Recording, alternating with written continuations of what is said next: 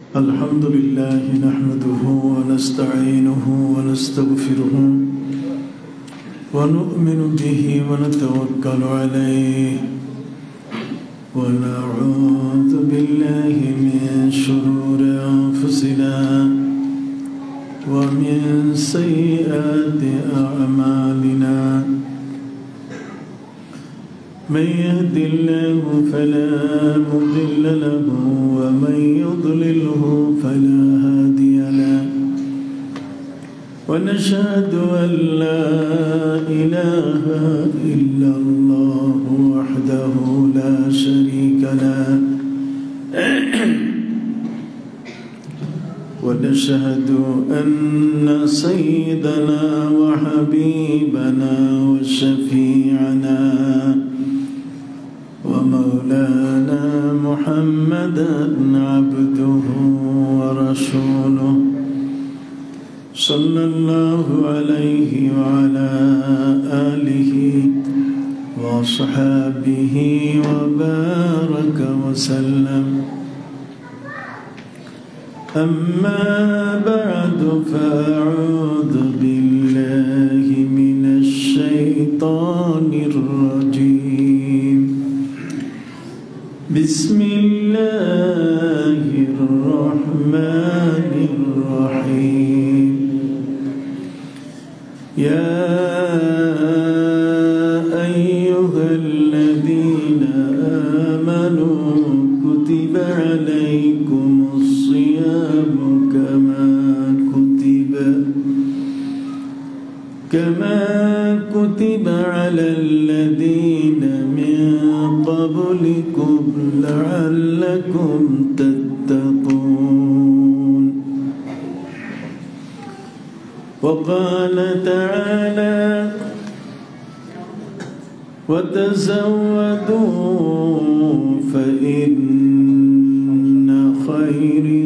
فإن خير الزاد التقوى وقال تعالى إن الله مع الذين اتقوا والذين هم محسنون وقال تعالى في شأن حبيبه ومحبوبه مخبرا وآمرا إن الله وملائكته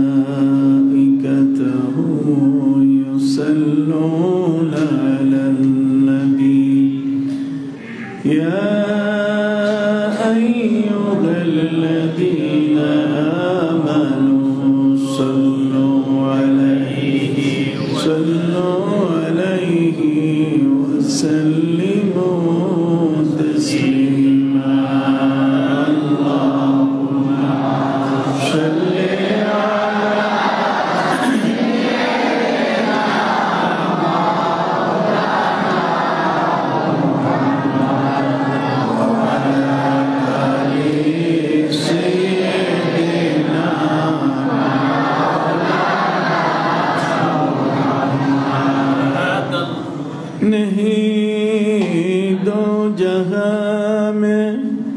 मिसाल मुहम्मद जमाल खुदा है कमाल मुहम्मद अल्लाहुम्मा सल्ली अला सय्यिदिना मौलाना मुहम्मद व आलि सय्यिदिना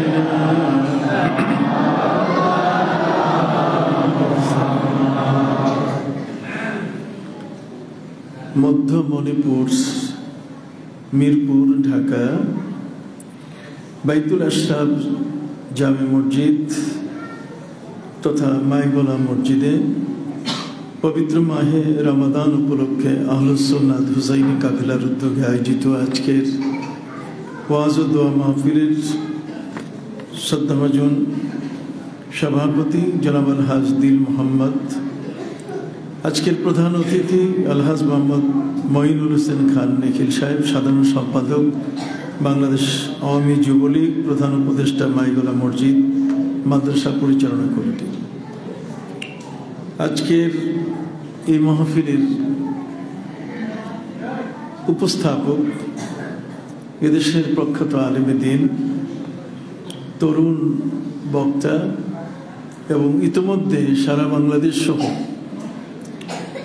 সুন্নি মুসলমানদের কাছে একটি পরিচিত মুখ, বাংলাদেশ বেতার টেলিভিশন সহ মাই টিভি এবং আমাদের দেশের যতগুলো স্যাটেলাইট টেলিভিশন আছে তাতে কোনোটাতে উপস্থাপক, কোনোটাতে আলোচক আলহাজ মুফতি মোহাম্মদ এহসানুল হক জেহাদি মুজাদ্দিদি সাহেব, খতিব মণিপুর বাইতুল আশরাফ জামে মসজিদ এবং প্রিন্সিপাল বাইতুর রোশন মাদ্রাসা মিরপুর ঢাকা।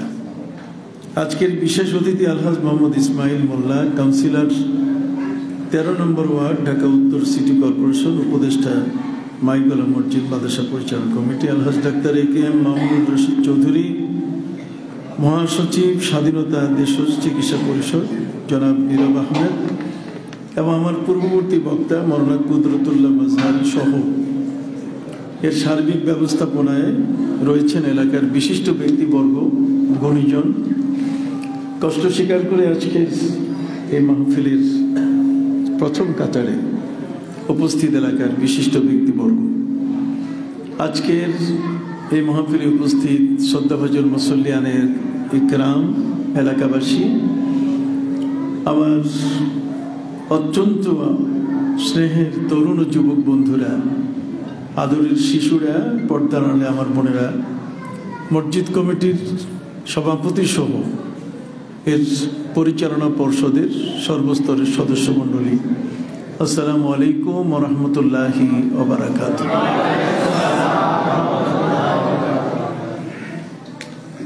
পবিত্র মাহে রমাদান উপলক্ষে আজকের এই আলোচনার আয়োজন।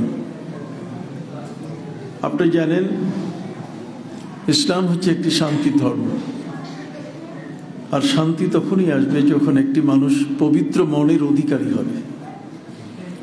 যদি তার মনের মধ্যে কুটিলতা থাকে, মনের মধ্যে যদি কোনো রকম দুরভিসন্ধি থাকে, মনটা যদি অপবিত্র হয়, তাহলে সে মানুষ কোনোদিন নিজেও শান্তি পায় না, কাউকেও শান্তি দিতে পারে না। এই জন্যই মানুষের এই মনের ভেতরে তার শান্তি সৃষ্টি করতে ইসলামের সব কিছু আয়োজন। একটি পরিবার, একটি সমাজ, একটি দেশের শান্তির পেছনে রয়েছে ইসলামের অসংখ্য অবদান। ইসলাম এ কারণে শান্তির ধর্ম। আজকের পৃথিবীতে শত শত হাজার বছর ধরে বিজ্ঞানীরা আমাদের ধর্মকে পরীক্ষা করছে। পৃথিবীর নানা ধরনের শিক্ষিত মানুষ যারা, তারা আমাদের ধর্মকে পরীক্ষা করছে, কিন্তু তাদের রেজাল্ট হলো যে ইসলাম ধর্মের মতো শ্রেষ্ঠ ধর্ম পৃথিবীতে আর একটি নাই। তার কারণ হচ্ছে যে ইসলাম ধর্মের যে আদর্শ এবং নীতি, এটি যে কোনো ধর্মের মানুষ গ্রহণ করতে পারে এবং যেই গ্রহণ করবে সেই আদর্শবান হবে। আপনি জেনে অবাক হবেন, আমেরিকা, ইউরোপ, অস্ট্রেলিয়ায় সেখানে যারা বাস করছে তাদের মধ্যে যে সততা, একটি মানি ব্যাগ যদি একটি ভাড়া গাড়িতে ফেলে রেখে যাওয়া হয়, তাহলে ওই গাড়ির মালিক ওই মানি ব্যাগ কখনো খুলে দেখবে না যে কত ডলারের ভিতরে আছে, কত পাউন্ড এখানে আছে, বরং সে এতটুকু দেখবে যে এই মানি ব্যাগটা কার, কোনো ফোন নম্বর, মোবাইল নম্বর আছে কিনা, তার কাছে পৌঁছে দেওয়া যায় কি না। আদর্শিকভাবে এই ধরনের কর্মকাণ্ডে আমরা অনেক ক্ষেত্রে আমেরিকা, ইউরোপ, অস্ট্রেলিয়ার মানুষের সম্পর্কে কখনো কখনো এত সুন্দর মন্তব্য করি যে তাদের মতো মানুষই হয় না। কিন্তু সম্মানিত শুধু আপনি অবাক হয়ে যাবেন, সে দেশটিতে যারা বাস করেন তাদের আদর্শগত কোনো ভিত্তি নাই, আদর্শিক কোনো ভিত্তি নাই। তারা ফ্রিডম, তারা হচ্ছে একেবারে খোলামেলা। যে নিজের মা বাবা আপনজনের সামনে জেনা ব্যভিচারে লিপ্ত হয়, অন্যায় অপরাধে লিপ্ত হয়, মা বাবার কোনো বলার শক্তি নাই, শাসনের কোনো শক্তি নাই।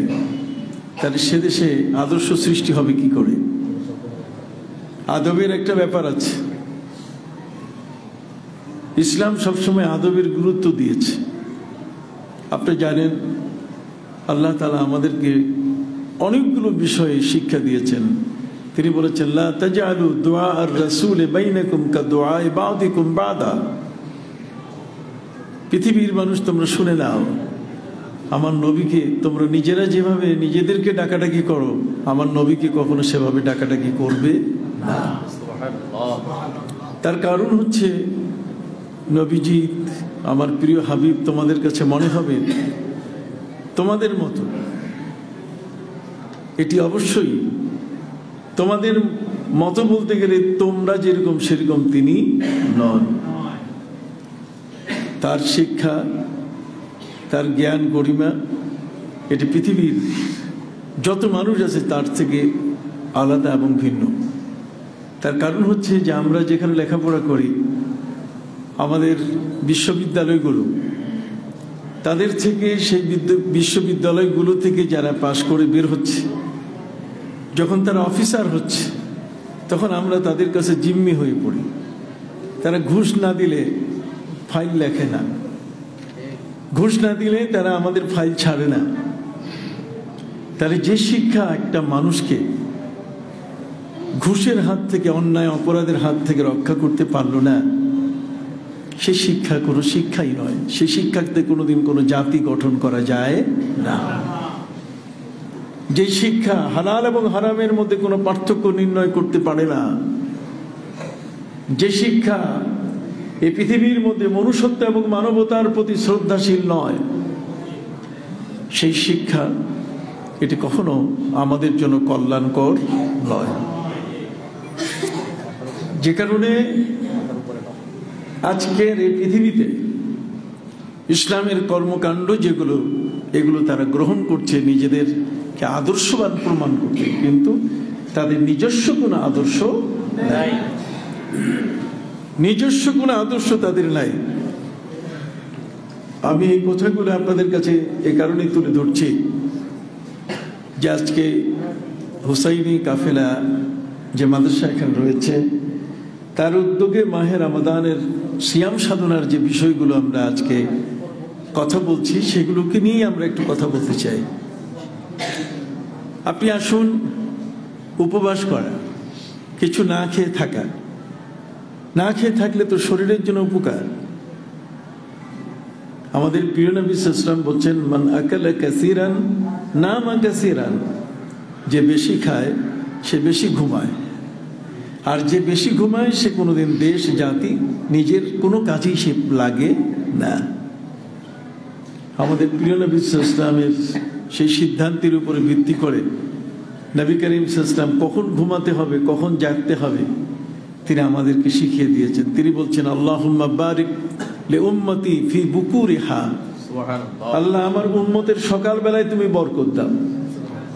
এই জন্য আপনি দেখবেন সকালবেলায় বাজারঘাট, একটা মানুষ ঘুম থেকে জেগে উঠলে তার একটা স্বাভাবিক সুস্থ মস্তিষ্ক থাকে, এবং সে মানুষটি তার কর্মকাণ্ডগুলো যখন সকালবেলায় করে এতে বরকতে পরিপূর্ণ লাভজনক হয়।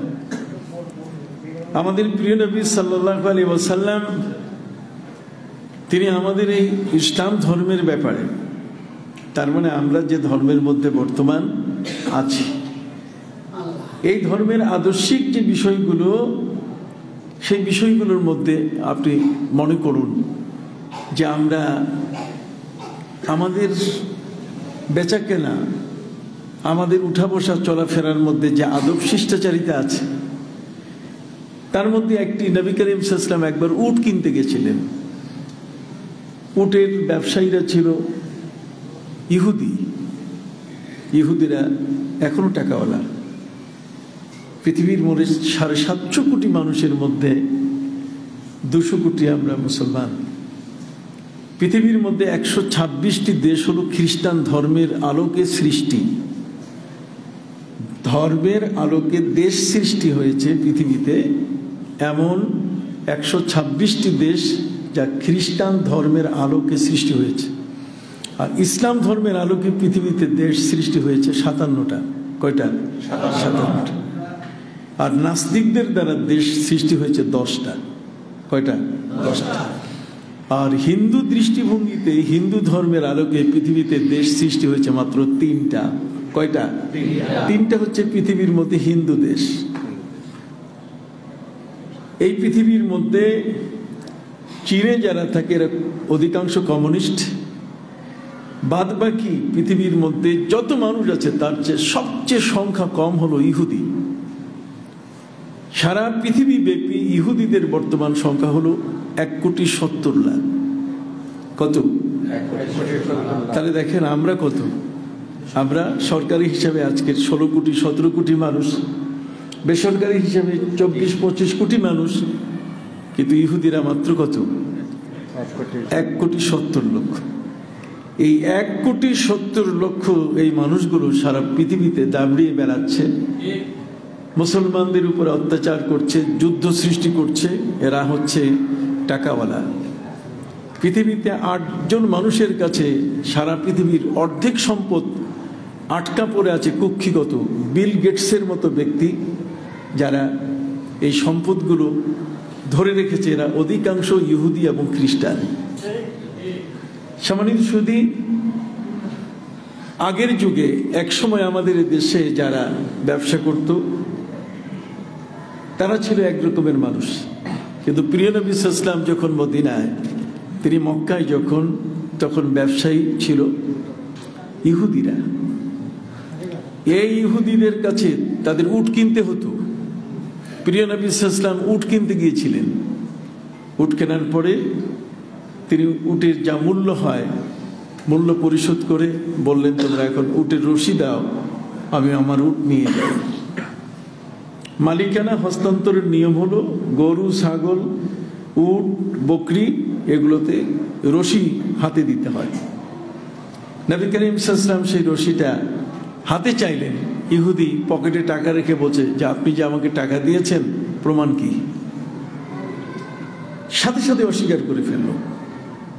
এই জাতিটা হলো পৃথিবীর একটি অভিশপ্ত জাতি, কারণ ওয়ায়াকতুলুনাল আম্বিয়া বিগাইরিল হক, এরা অন্যায়ভাবে সকাল থেকে বেলা 10টার মধ্যে প্রায় 148 জন নবীকে হত্যা করেছে।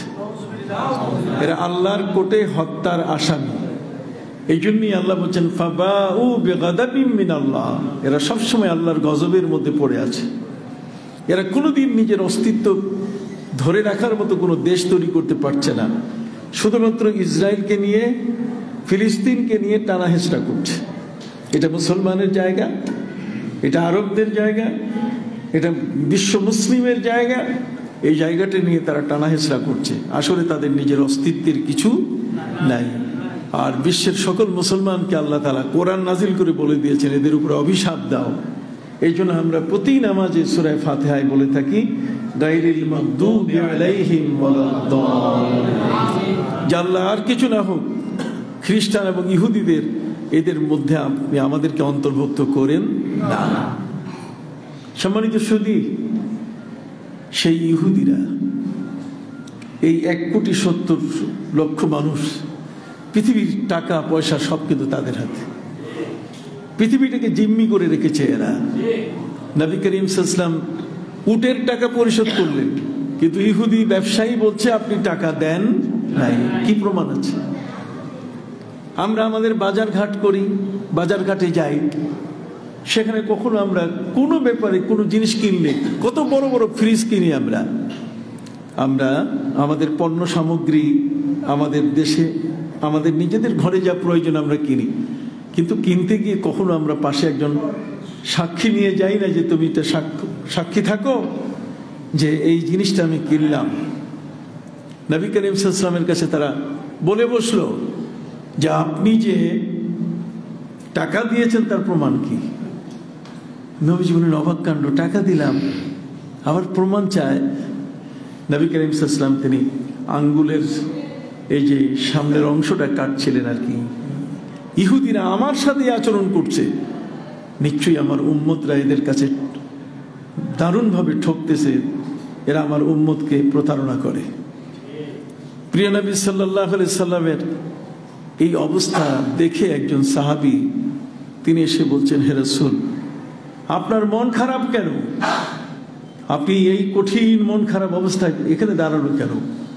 নবী করিম সাল্লাল্লাহু আলাইহি সাল্লাম বলেন, আমি ইহুদির কাছে উটের দর কষিয়ে আমি তার পাওনা দিয়ে দিচ্ছি, উটের মূল্য পরিশোধ করেছি, কিন্তু সে আমাকে বলছে আমি নাকি তার টাকা দেই নাই।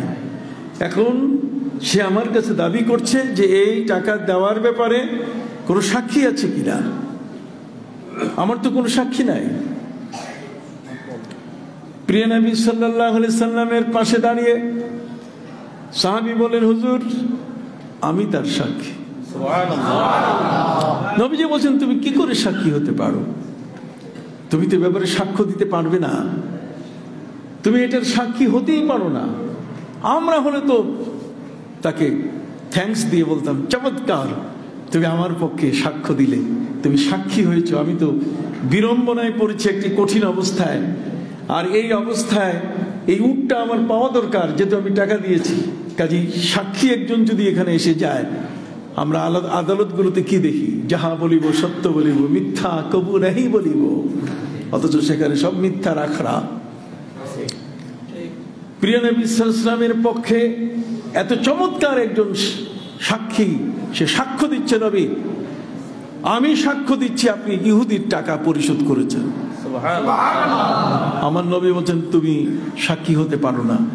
ইহুদি অবাক হচ্ছে, কিরে প্রতিবাদ তো করবো আমি, কিন্তু মুহাম্মদ সাল্লাল্লাহু আলাইহি ওয়াসাল্লাম তিনি নিজেই প্রতিবাদ করছেন যে তুমি আমার সাক্ষী হতে পারো না।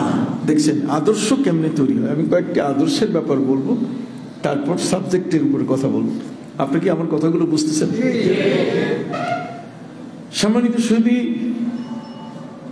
প্রিয় নবী সাল্লাল্লাহু আলাইহি ওয়াসাল্লাম কখনো পক্ষপাতিত্ব করেন নাই, স্বজনপ্রীতি তিনি করেন নাই, কখনো তিনি স্বার্থপরতা দেখান নাই, যে কারণে আজকের পৃথিবীতে তিনি নন্দিত। সকলের কাছে তার গ্রহণযোগ্যতা এত বেশি যে ডোনাল্ড ট্রাম্প, জো বাইডেন যে হোয়াইট হাউসে যেখানে চেয়ারে বসেন, তার মাথার উপরে 8 জন ব্যক্তির নাম আছে, সর্বোপরে সবার উপরে যে নামটি, সেটি হলো আমার প্রিয় নবী সাল্লাল্লাহু আলাইহি ওয়াসাল্লামের নাম, হযরত মুহাম্মদুর রাসূলুল্লাহ সাল্লাল্লাহু আলাইহি ওয়াসাল্লাম। আমার নবীর আদর্শের সাথে পৃথিবীতে কেউ কোনোদিন প্রতিযোগিতা করে আগাতে পারে না। নবীজি বললেন, সাহাবীরা তুমি তো আমার পক্ষে সাক্ষ্য দিতে পারো না, তুমি তো উপস্থিত ছিলে না। সাক্ষ্য দিতে হবে ওই মুহূর্তে যখন আমি সেখানে কি উপস্থিত, তুমি তো উপস্থিত ছিলে না। সাহাবী বলেন, হুজুর অনেক সময় আপনি ঘরে ঘুমায় থাকেন, আপনার ঘুম আর জনগণের সাধারণ মানুষের ঘুম এক না। সাধারণ মানুষ যখন ঘুমিয়ে যায়, ইদা নামার রাজুল ইস্তারাখাত মাফাসিলুহু, মানুষ যখন ঘুমায় যায় তখন তার 360খানা তার দেহের যে হাড়গুলো সব ঢিলা হয়ে যায়, সবগুলো এটা ইমব্যালেন্স হয়ে যায়। তার মানে জয়েন্টে জয়েন্টে এক ধরনের অলসতা সৃষ্টি হয়। এই জন্যই নবী করিম সাল্লাল্লাহু আলাইহি ওয়াসাল্লাম বলেছেন, ঘুমের পরে উযু ছাড়া নামাজ পড়া যাবে না। কিন্তু আমার নবীর জন্য এটা প্রয়োজন ছিল না। কেন? আমাদের প্রিয় নবী সাল্লাল্লাহু আলাইহি ওয়াসাল্লাম বলছেন, তানামু আইনায়া ওয়ালা ইয়ানামু কলবি, আমার শুধু চোখ দুটো ঘুমায় কিন্তু আমার কলব ঘুমায় না। নবীজির কলব ঘুমায় না। ঘুমের ঘরে 24 ঘন্টা আমার নবীজি সাল্লাল্লাহু আলাইহি সাল্লামের উপরে যদি আল্লাহ ইচ্ছা করেন তিনি ওহী করতে পারেন। এই জন্য ঘুমন্ত অবস্থায় নবীর উপরে কি হয়? ওহী হয়। সুবহানাল্লাহ বলেন, কি হয়? ওহী হয়। নবী করিম সাল্লাল্লাহু আলাইহি ওয়াসাল্লাম একবার ঘুম থেকে হাসতে হাসতে জেগে উঠলেন। সঙ্গী সাহাবী নবীকে বলছেন, হুজুর মা আদহাকাকা ইয়া রাসূলুল্লাহ সাল্লাল্লাহু আলাইহি ওয়াসাল্লাম, হে নবী, কে আপনাকে হাসালো? আপনি হাসতেছেন কেন? ঘুম থেকে হাসতে হাসতে উঠলেন কারণ? প্রিয় নবী সাল্লাল্লাহু আলাইহি ওয়াসাল্লাম বললেন, সাহাবী শোনো, উনজিলাত আলাইয়া সূরাতুন আনিফা। সহিহ মুসলিম শরীফের মধ্যে হাদিস গ্রন্থ মুসলিম শরীফে এসেছে, আমার নবী সাল্লাল্লাহু আলাইহি ওয়াসাল্লাম তিনি ঘুমের ঘরে হাসতে হাসতে জেগে ওঠার কারণে সঙ্গী সাহাবী জিজ্ঞাসা করছেন, হুজুর আপনি হাসতে হাসতে জাগলেন কেন? নবীজি বলেন, উনজিলাত আলাইয়া সূরাতুন আনিফা, এইমাত্র আমার উপরে একটা সূরা নাজিল হয়েছে ঘুমের ঘরে। এই সূরাটির মাহাত্ম্য, এই সূরাটির তাৎপর্য, এর অন্তর্নিহিত, এর মর্মার্থ, এই সূরাটি এতই গুরুত্বপূর্ণ, এই সূরাটিতে যে সংবাদ আছে আমি এটা শুনে খুশিতে হেসে ফেলেছি। ঘুমের ঘরে আমার নবীজি সাল্লাল্লাহু আলাইহি ওয়াসাল্লাম খুশিতে কি হেসে ফেলছে। সাহাবীর আরো মনোযোগ সৃষ্টি হলো। সাহাবী নবীর কাছে সেই সূরাটি জানার জন্য তিনি আগ্রহী হলেন। নবীজি, কোন সেই সূরা যে সূরাটা আপনার ঘুমের ঘরে, আপনার ঘুমন্ত অবস্থায় আপনার উপরে নাজিল হয়েছে, আর সেই সূরাটির মর্মার্থ আপনি ঘুমের ঘরে বুঝতে পারছেন? যদি বলি সূরার মর্মার্থ বোঝার জন্য চোখ মেলে দেখতে হবে নবীর, তা কিন্তু নয়। লেখাপড়া করে এর প্রান্ত টিকা কম্পিউটারের মাধ্যমে সার্চ করে লাইব্রেরি থেকে এই শব্দগুলোর অর্থ বের করে করে এর গুরুত্ব বোঝা, এটা আমার নবীর জন্য আদৌ প্রয়োজন নাই। তার কারণ পৃথিবীর মধ্যে মহাজ্ঞান সাগরের মালিক হলেন আমার নবী। মহাজ্ঞান সাগরের মালিক হলেন কে?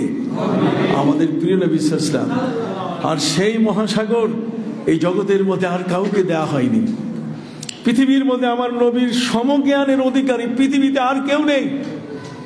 নবীজি হলেন সকল বিষয়ের সর্বশ্রেষ্ঠ জ্ঞানী। জগতের এমন কোন সৃষ্টি নাই যে সৃষ্টির সম্পর্কে আমার নবী জ্ঞান রাখেন না। এই কারণে আল্লাহ পাক রব্বুল আলামিন এত জটিল এবং কঠিন বিষয়ে পবিত্র কোরআনের আয়াত নবীর উপরে নাজিল করেছেন, যেটি সাহাবীদের পক্ষে বোঝা কঠিন ছিল, বিজ্ঞানীদের পক্ষে এগুলো বোঝা কঠিন, পৃথিবীর সবচেয়ে বড় ভাষা পণ্ডিতদের পক্ষে সেগুলো বোঝা বড় কঠিন। অথচ আমার নবী সাল্লাল্লাহু আলাইহি ওয়াসাল্লাম সব তিনি বুঝেন। আল্লাহ পাক রব্বুল আলামিন আমার নবীর উপরে আকাশের বিশাল সূর্য, সেই সূর্য সম্পর্কে সূরা নাজিল করলেন, সূরা আশ-শামস। তিনি বললেন, ওয়াশ-শামসি ওয়াদুহাহা ওয়াল কমারি ইযা তালাহা। আকাশের সূর্য, এই সূর্যটি সৌরজগতের মধ্যে এই বিশাল সূর্য, যা 13 লক্ষ পৃথিবীর চেয়ে বড়।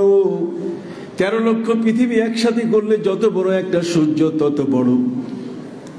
আমার প্রিয় নবী সাল্লাল্লাহু আলাইহি ওয়াসাল্লামের উপরে আল্লাহ সূরা শামস নাজিল করলেন, এবং আকাশের চাঁদ তার সম্পর্কে আল্লাহ পাক রব্বুল আলামিন সূরা নাজিল করলেন।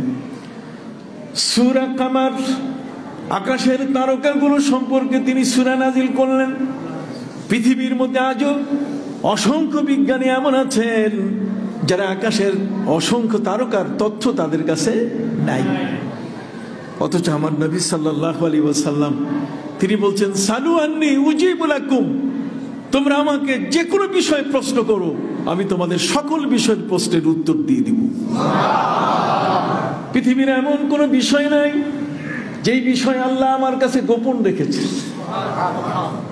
আমার নবী সাল্লাল্লাহু আলাইহি ওয়াসাল্লাম বলেন, উতিতু ইলমাল আউয়ালিন ওয়াল আখিরিন, জগতের পূর্বে, সৃষ্টির পূর্বে এবং পরে যা কিছু আছে তার সকল বিষয়ের জ্ঞান আল্লাহ আমাকে দান করেছেন। অতএব নবীজি কেমিস্ট্রি বুঝেন, বায়োলজি বুঝেন, কতক্ষণ না তিনি অ্যালজেব্রা বুঝেন, পৃথিবীর কোনো হিসাব নিকাশ, পৃথিবীর যা কিছু আছে, জমির ভাগ বাটোয়ারা থেকে উত্তরাধিকারী হওয়ার জন্য কিভাবে কার কি বন্টন, আমার নবী সবকিছু কি তিনি জানেন। আপনি তাকে বলছেন আল লেটার, তিনি অক্ষর চিনেন না, তিনি আলিফ বা জিম চিনেন না। আমার আল্লাহ বলছেন নবীর শিক্ষক আমি। ওয়াল্লামাকা মা লাম তাকুন তা'লাম, হে নবী অজানা জগতের যা কিছু আছে সব আমি আপনাকে জানিয়ে দিয়েছি। মানুষের শিক্ষা আর নবীর শিক্ষা, এই দুটো শিক্ষা এক, স্বতন্ত্রভাবে আল্লাহ আয়াত নাযিল করেছে। আমার আল্লাহ বলেন আল্লামাল ইনসানা মা লাম ইয়ালাম, মানুষ যা জানে না মানুষকে আমি সেই বিষয়গুলো জানিয়ে দিয়েছি।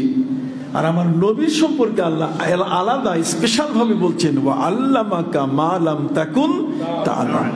দুটো বিষয়, হে নবী আপনাকে অজানা জগতের সবকিছু জানিয়ে দিয়েছি। পবিত্র কুরআন মজিদ আল্লাহ বলছেন যালিকা মিন আম্বাইল গায়বি নুহিহি ইলাইক, হে নবী অদৃশ্য জগতের যা আছে সব আমি আপনার কাছে জানিয়ে দিয়েছি। অতএব নবীজি সাল্লাল্লাহু আলাইহি ওয়াসাল্লামের কাছে আল্লাহ তাআলা কোনো অস্পষ্টতা রাখেন না। এই জন্য নবী হলেন মহা জ্ঞান ভান্ডারের কি মালিক। প্রিয় নবী সাল্লাল্লাহু আলাইহি ওয়াসাল্লামকে আল্লাহ তাআলা কিতাব দিয়েছেন। কি দিয়েছেন? কিতাব। একটা হচ্ছে লেখা জিনিস, যে জিনিসটা লেখা ওই লেখা জিনিসের শিক্ষক তিনি তাকে বানালেন। ইউআল্লিমুহুমুল কিতাব ওয়াল হিকমা, তিনি তাদেরকে কিতাব শিখাবেন। কিতাব মানে আল মাকতুব, যেটা লেখা, প্রিন্টেড, যেটা লেখা। তো নবী যদি লেখাই না চিনতেন তাহলে উনি শিক্ষা দিবেন কি করে? কথা বলেন ভাইরা আমার। আমার নবীজির জ্ঞানের গভীরতা কত বড়! সাগর মহাসাগর গুলোকে যদি এক জায়গায় করেন, ছেড়ে দেন, এগুলো অনেক লম্বা উদাহরণ। আমাদের দেশের পাশে দক্ষিণাঞ্চলে বঙ্গোপসাগর, কি বলেন, এই বঙ্গোপসাগর, এই বিশাল বঙ্গোপসাগরের মধ্যে এখানে আমাদের জেলেরা মাছ ধরতে যায় কিনা? সবাইকে কথা বলতে হবে। বঙ্গোপসাগরে আমার জেলেরা কি মাছ ধরতে চায়? তার কারণ নদী এবং সাগর এগুলো হচ্ছে এক একটি ব্যাংক। বাংলাদেশ ব্যাংকের মতো এগুলো কি একটা ব্যাংক। বাংলাদেশ ব্যাংকে যেমন রিজার্ভ থাকে, টাকা পয়সা থাকে, আল্লাহ পাক রব্বুল আলামিন এই নদী এবং সাগরের মধ্যে তিনি সেখানে এত বিশাল বড় বড় সম্পদ তিনি রেখে দিয়েছেন। জাল ফেললেই কোনো বীজ লাগাই নাই, মাছের পোনা ছাড়ে নাই, অথচ জাল ফেললেই সেখানে হাজার হাজার ইলিশ মাছ ধরা পড়তেছে, ট্রলার ভর্তি হয়ে যাচ্ছে। তার মানে এটা আরেক ব্যাংক, বাংলাদেশ ব্যাংক। কথা বললাম, ভিতরে জাল ফেললেই মাছ বের হয়।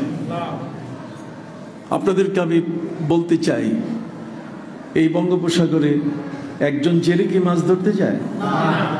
অসংখ্য জেলে সেখানে জাল নিয়ে, ট্রলার নিয়ে ভিতরে যায়। এরা যার যার মতে জাল ফেলে, মাছ ধরে নিয়ে আসে।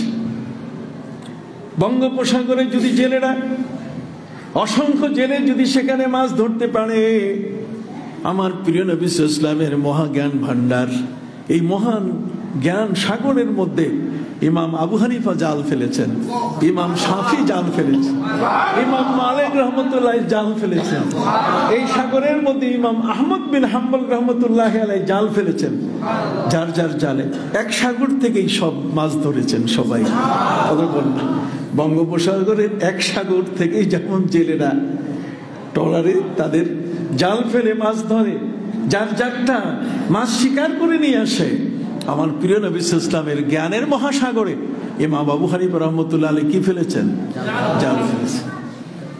এই জন্য কবিতার ভাষায় বলেছেন ওয়া কুল্লুকুম মির রাসূলিল্লাহি মুলতামিসুন গারাফাম মিনাল বাহরি আও রাশফাম মিনাদ দিয়ামি।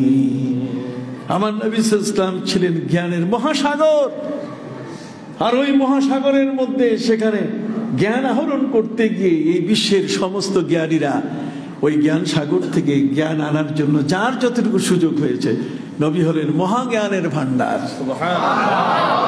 আর সেই মহাজ্ঞানের ভান্ডারকে আপনি বলছেন যে উনি আলিফ চিনেন না, উনি বা চিনেন না, উনি জিম চিনেন না।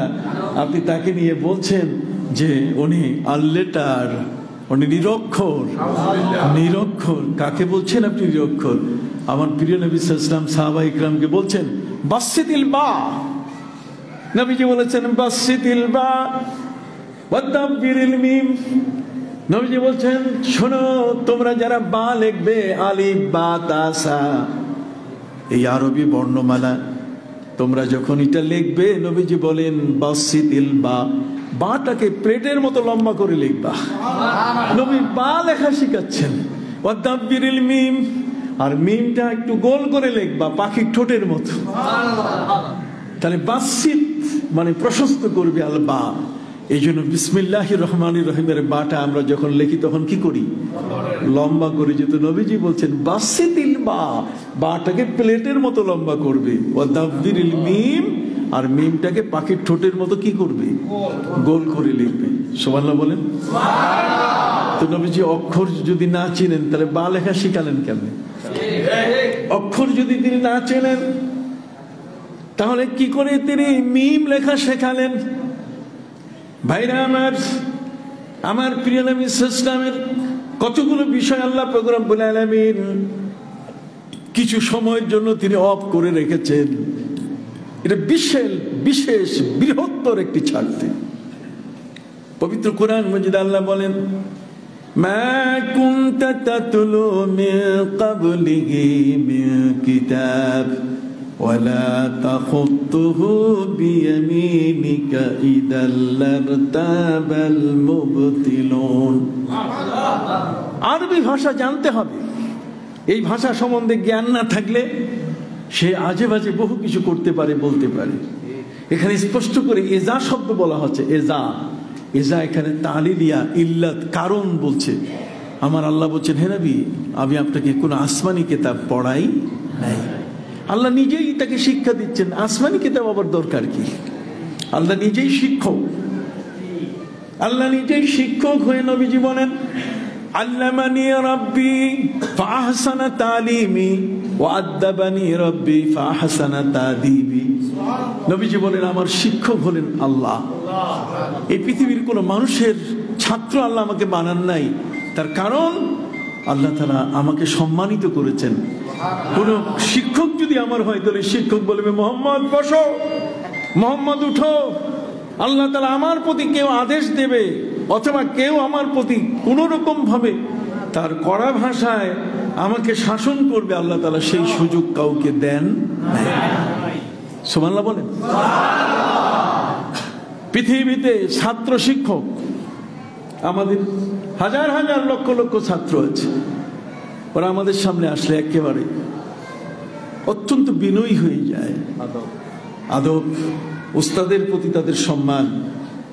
কিন্তু আল্লাহ পাক রব্বুল আলামিন আমার নবীকেই সম্মানী করেছেন। অতএব সেই নবীর সম্মানটুকু যেন ক্ষুণ্ণ না হয়, এই জন্য আল্লাহ তাআলা পৃথিবীর কোন মানুষকে নবীর শিক্ষক বানান, বরং নবীকেই তিনি শিক্ষক ঘোষণা করেছেন। আমার নবী বলেন ইন্নামা বুইস্তু মুআল্লিমান, আমি শিক্ষক হয়ে আগমন করেছি। তাই যিনি শিক্ষক হয়ে আগমন করেছেন তিনি আলিফ চিনেন না, বা চিনেন না, জিম চিনেন না। কথা বলেন।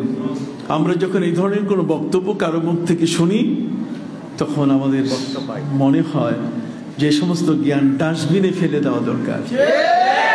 এই জ্ঞানগুলো আমাদের জন্য কখনো শুভকর নয়। কারণ আমার নবী সাল্লাল্লাহু আলাইহি ওয়াসাল্লামের শান, মান, মর্যাদা, তার ইজ্জত, তার হুরমত, তাকে আল্লাহ যে মর্যাদা দিয়েছেন পৃথিবীর মধ্যে কোন নবীকে, পৃথিবীর মধ্যে কাউকে সে মর্যাদা দেওয়া হয়। সম্মানিত সুধী, নবীর মর্যাদা যদি আপনি না বুঝেন তাহলে আপনি নবীকে সম্মান করতে পারবেন না।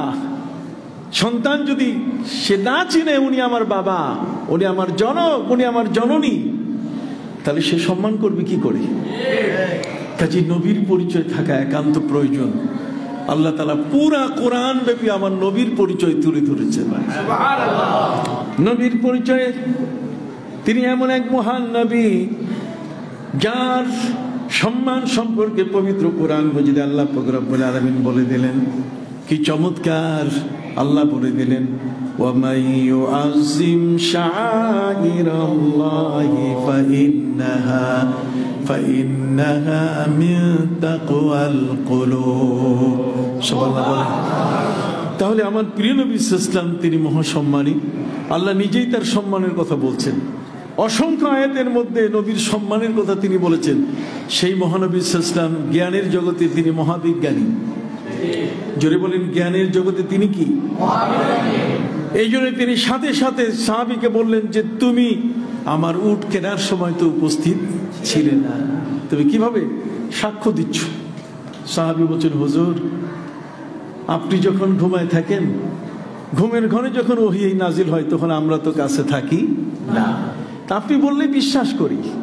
আপনার কথাটি বিশ্বাস যদি না করি তাহলে আমাদের ঈমান থাকবে। অতএব আপনি বলেছেন, টাকা পরিশোধ করেছেন, এটি আমাদের জন্য যথেষ্ট, দলিল চাওয়ার প্রয়োজন নাই। নবী তার উপরে খুশি হয়ে গেলেন। প্রিয় নবী সাল্লাল্লাহু আলাইহি ওয়াসাল্লাম তাকে বললেন যে পবিত্র কোরআনে আছে, ফাস্তাশহিদু যাওয়াই আদলিম মিনকুম, যে কোনো বিচারিক ক্ষেত্রে কোন মামলায় সাক্ষী কয়জন? দুইজন। কয়জন? নবীজি তার বেলায় বলে দিলেন যে সে একা হলেই আর লাগবে না, একাই দুইজনের জায়গায় হয়ে যাবে। তাহলে নবী কোরআনের আইনকে অমান্য করলেন? আপনি কথা বলেন না ভাইরা আমার। এই মহান ব্যক্তি যিনি সেদিন উটের ক্ষেত্রে নবীজির সাক্ষ্য দিয়েছিলেন, তিনি তো সেই ব্যক্তি। হযরত উমর ফারুক রাদিয়াল্লাহু তাআলা জুমার নামাজের পরে তিনি মসজিদ বন্ধ করার জন্য নির্দেশ দিলেন, মসজিদ বন্ধ করুন। কেন?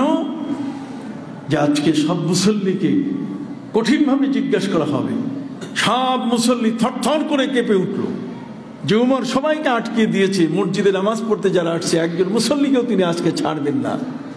এক জায়গায় হযরত যায়েদ ইবনে সাবিত, আরেক জায়গায় হযরত উবাই ইবনে কাব, আরেক দরজায় হযরত আবু বকর সিদ্দিক রাদিয়াল্লাহু তাআলাকে তিনি দাঁড় করালেন। কথা বুঝতে পারছেন? এখন প্রশ্ন একটাই, যে নবী করিম সাল্লাল্লাহু আলাইহি ওয়াসাল্লামের এই যে উপরে যে কোরআন নাজিল করা হয়েছে, সেই নাজিলকৃত কোরআন এর একটা আয়াত খুঁজে পাওয়া যাচ্ছে না। কথা বলেন না? অতএব সে আয়াতটা সূরা তওবার শেষের আয়াত খুঁজে পাওয়া যাচ্ছে না। কার কাছে আছে? এক এক করে সব মুসল্লি বের হয়ে গেল, মাত্র কি একজন বাকি, তিনি বলছেন আমার কাছে আছে। আর সে আয়াতটা হলো, লাকাদ জাআকুম রাসূলুম মিন আনফুসিকুম আজিজুন আলাইহি। সুবহানাল্লাহ বলেন। সম্মানিত সুধী ভাইদের খেদমতে আরজ করতে চাই, লাকাদ জাআকুম রাসূলুম মিন আনফুসিকুম আজিজ। এটা যার কাছে ছিল সেই ব্যক্তি নবী করিম সাল্লাল্লাহু আলাইহি ওয়াসাল্লামের ওই উটের টাকা পরিশোধের সাক্ষী হয়েছেন। এই ব্যক্তির নাম হলো হযরত খুজাইমা। নাম কি? ইসলামের আইন হলো সাক্ষী লাগবে বিচারে কয়জন? দুইজন। কিন্তু তার ক্ষেত্রে নবী বলেন একজন মাইনাস, সে একা দুইজনের জায়গায় হবে। তাহলে সেই মহান নবী সাল্লাল্লাহু আলাইহি ওয়াসাল্লাম জগতের মধ্যে তিনি যা কিছু বলেছেন, পৃথিবীর কোনো মানুষ সেটাকে অস্বীকার করতে পারে না। আজকের আমরা সিয়াম সাধনায় আত্মনিয়োগ করার প্রস্তুতি নিচ্ছি, কি বলেন? ঠিক না? মানুষের মধ্যে পবিত্রতা, এই মনের পবিত্রতা, মানসিক পবিত্রতা, দৈহিক পবিত্রতা, সার্বিক পবিত্রতা অর্জনের জন্য কোন ইবাদতটি মানুষের অনুশীলন দরকার? আল্লাহ পাক রব্বুল আলামিন তিনি দয়াপ্রবশ হয়ে আমাদের জন্য তিনি মাহে রমজানের সিয়াম সাধনা তিনি দান করলেন। সম্মানিত শুধু এই সিয়াম সাধনার ইবাদতের ফিনিশিংটা কি? এর ফিনিশিংটা হলো লাআল্লাকুম তাত্তাকুন, যাতে করে তোমরা মুত্তাকি হতে পারো, শিশু জীবনে ফিরে যেতে পারো, তোমাদের জীবনটা যেন শিশুদের জীবনের মতো হয়, একটি পবিত্র জীবন লাভে যেন তোমরা কি হতে পারো? ধন্য হতে পারো। এই সিয়াম সাধনার মূল উদ্দেশ্যটা কি? উপবাস। আপনি মনে করেন আপনি উপবাস থাকলেন, আমরা তো উপবাস থাকি সুবে সাদেক থেকে নিয়ে সন্ধ্যা পর্যন্ত, এই একটি সময় সুম্মা আতিম্মুস সিয়ামা ইলাল লাইল, এই সময়টুকু পর্যন্ত আমরা থাকি না খেয়ে। এই না খেয়ে থাকার মধ্যে উদ্দেশ্যটা কি? আসেন, পৃথিবীর বিভিন্ন জাতি তারা উপবাস করে। আমাদের উপবাসটা শুরু হয় সুবে সাদেক থেকে, আর হিন্দু সমাজের উপবাস শুরু হয় রাত 12টা থেকে, আর খ্রিস্টানরা উপবাস শুরু করে রাত 10টা থেকে। কথা বুঝতে পারছেন? আমি তো খ্রিস্টানদের দেশে যাই, ওরা উপবাস শুরু করে কয়টা থেকে? রাত্র 10টা থেকে। রাত্র 10টা থেকে ওরা উপবাস শুরু করে এবং পরের দিন সন্ধ্যা পর্যন্ত। কথা বুঝে গেছে? এই যে সানসেট, যেটা সূর্য ডুবে যাওয়া, যেটা এটা সবাই মানে, কিন্তু সূচনাটা কোত্থেকে হবে এই বিষয়টা নিয়ে এই 3 ধরনের বিষয়ে খ্রিস্টান যারা রাত্র 10টা থেকে, আর হিন্দু সমাজের মানুষ রাত্র কি 12টা থেকে, আর আমরা মুসলমানরা শুরু করি কি সুবে সাদেকতে, তার মানে দিনের আভা যখন সৃষ্টি হয়। হিন্দু সমাজের মানুষ যারা, তাদেরকে জিজ্ঞেস করা হয়েছে যে তোমরা উপবাস করো কেন? ওরা বলে উপবাস করি এই কারণে যে প্রভু এত রাগ করছে, অপরাধ করতে করতে আমরা সীমা লঙ্ঘন করছি, এই জন্য প্রভু আমাদের সাথে কথা বলতে চায় না। প্রভু খুব রাগ করে আছে, প্রভু গাল ফুলে আছে, প্রভুকে এখন কিভাবে বশে আনবো? এই জন্য তারা বলে যে প্রভুর রাগ দমানোর জন্য আমরা না খেয়ে আছি। কথা বুঝতে পারছি? সম্মানিত সুধী ভাইরা আমার, পৃথিবীর মধ্যে কোনো ব্যক্তি মনে করেন যে উপবাস শব্দের অর্থ হচ্ছে দাবি আদায় করা।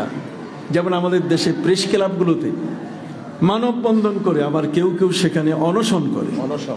কথা বল না, অনশন করতে গিয়ে সেখানে খাদ্য পানীয় কিছু খায় না।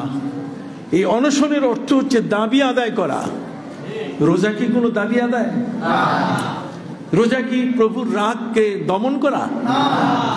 আজকের বিষয়টা আপনাকে ভালো মতো বুঝতে হবে। সম্মানিত সুধী, সিয়াম সাধনা, যদি আমরা সম শব্দটাকে লক্ষ্য করি, রমাদান শব্দটাকে লক্ষ্য করি, এর ভিতরে উত্তর দেওয়া আছে। রামাজ শব্দের অর্থ হচ্ছে কুরিপু, কুপ্রবৃত্তি। মানুষের মধ্যে 2 ধরনের স্বভাব থাকে, একটা হচ্ছে অ্যানিমেলিটি, একটা হচ্ছে হিউম্যানিটি। কথা বুঝতে পারছেন? একটা হচ্ছে তার মনুষ্যত্ব স্বভাব, আর একটা হচ্ছে তার পশুত্ব স্বভাব। মানুষের ভিতরে এই পশুত্ব স্বভাব বিদ্যমান আছে। এই পশুত্ব স্বভাবগুলো যেটা মানুষকে ক্যান্সারের মতো আক্রমণ করে। কথা বলেন? যেমন হিংসা, বিদ্বেষ, লোভ, লালসা, ওজব। কথা বুঝতে পারছেন? রাগ, সহ, এই যতগুলো বিষয় আছে, পরশ্রী কাতরতা, স্বার্থপরতা। আপনাদের সবাইকে আমি প্রশ্ন করব, উত্তর দেন। একটা মানুষ কঠিন হিংসুটে, মারাত্মক হিংসা তার ভিতরে, বলুন তো তার হিংসা দমন করার জন্য, হিংসাটাকে কমিয়ে আনার জন্য কোন ট্যাবলেট আছে? আপনি নাম বলবেন? নাম বলতে পারবেন? কোন ক্যাপসুল, কোন ট্যাবলেট কি আছে পৃথিবীতে? কোন ডাক্তার কি আবিষ্কার করতে পেরেছে যে এই ট্যাবলেটটা খাওয়ালে হিংসা কমে যাবে? এই ক্যাপসুলটা খাওয়ালে একজন ব্যক্তির রাগ কমে যাবে? না ভাইরা, জগতের মধ্যে, পৃথিবীতে একজন ব্যক্তি যখন সিয়াম সাধনার মতো এই মহান ইবাদতে আত্মনিয়োগ করে থাকে, আমাদের ইসলাম বলছে যে সিয়াম সাধনাটা এটা হলো তার ভিতরে যে কুরিপু আছে, এটাকে সম্পূর্ণ অবদমন করে, এটাকে ধ্বংস করে তাকে সোনালী মানুষে পরিণত করা। একটি পবিত্র মানসিকতার মানুষে কি করা? পবিত্র করা। তাহলে এখানে সিয়াম সাধনাটা হচ্ছে একটা ক্লিনারের মতো। সে আমাদেরকে পবিত্র করছে। আমাদের ভিতরে যে রোগ রিপুগুলো আছে, যেগুলো আমাদের মানবতা নষ্ট করে, মনুষ্যত্ব ক্ষুণ্ণ করে, মানবতা এবং মনুষ্যত্ব ধ্বংস করে যে আচরণগুলো, সেই আচরণগুলো সিয়াম সাধনার মতো ইবাদত দিয়ে আল্লাহ পাক রব্বুল আলামিন সেগুলোকে নির্মূল করার ব্যবস্থা করেছেন। তার মানে একজন রোজাদার ব্যক্তি যখন রোজা পালন করে, তখন তার মধ্যে আর সেই লোভটা থাকে না। একটি সার্টেন টাইম, একটা সময়ের জন্য তার মুখ বন্ধ থাকে, সে খেতে পারে না, খাওয়ার জন্য প্রস্তুতিও সে নিতে পারে না, খাবার বন্ধ। লোভ লালসা, এই সময়ের মধ্যে সে কোনো লোভ কাজ করতে পারবে না। স্বামী স্ত্রী এক ঘরের মধ্যে, সে ইচ্ছে করলে সীমা লঙ্ঘন করতে পারে। তার লোভ সংবরণ না করে যে কোনো মুহূর্তে তার স্বার্থ চরিতার্থ করতে পারে, কিন্তু সে পারে না কেন? যেহেতু সিয়াম সাধনার মতো ইবাদতটি তার জন্য ঢাল হয়ে আছে, সে ইচ্ছে করলেই পারবে না। এই কারণে যেহেতু রোজার মতো ইবাদতটা তার ভিতরে আল্লাহর উপস্থিতিকে নিশ্চিত করেছে। একজন রোজাদার ব্যক্তি, তার রোজাটা কেমন জানেন? আপনারা আজকে নামাজ পড়ছেন না? এশার নামাজ, জোরে বলেন না। এশার নামাজের একটা রূপ আছে, এটার স্ট্রাকচার আছে। এশার নামাজের স্ট্রাকচারটা কি? এশার নামাজের স্ট্রাকচারটা হলো যে আপনি কাতারবন্দি হয়ে দাঁড়িয়ে গেছেন, একজন ইমাম তাকবীর দিচ্ছে, উনি রুকু করছে, সেজদা করছে, আপনি তার অনুসরণ করে নামাজটা আপনি শেষ করছেন। আপনি তাকবীর দিয়ে শুরু করলেন আর সালাম দিয়ে কি করলেন, শেষ করলেন, বাস নামাজের পর্ব শেষ। এখন আপনার মসজিদে বসে আছেন, দ্যাট মিনস মসজিদে বসে থাকা, কিন্তু কেউ এখানে এখন নামাজ পড়ছেন না। আপনাদের যে বর্তমান বসাটা, আপনাদের যে স্ট্রাকচার, বর্তমান যে অবস্থায় যেখানে যেভাবে আপনি আছেন, এর কোনোটাই প্রমাণ করছে না যে আপনি নামাজে আছেন। কথা বুঝেন না? তাহলে বুঝে যাবেন হজের মধ্যে একটি ইবাদত। আপনি যদি হজে যান তার একটা স্ট্রাকচার আছে। তারপরে সাদা 2 প্রস্থ কাফনের কাপড় আপনার গায়ে জড়াতে হবে, আপনার কাবা ঘরের চতুর্দিকে তওয়াফ করতে হবে। কতক্ষণ? 2 রাকাত ওয়াজিবুত তওয়াফ নামাজ, আবার পাশাপাশি সাফা মারওয়ার মাঝখানে কি করতে হবে, সাই করতে হবে। আপনার উমরা আদায় করতে গেলে এর স্ট্রাকচার, এর ডিজাইন আপনাকে তৈরি করতে হবে।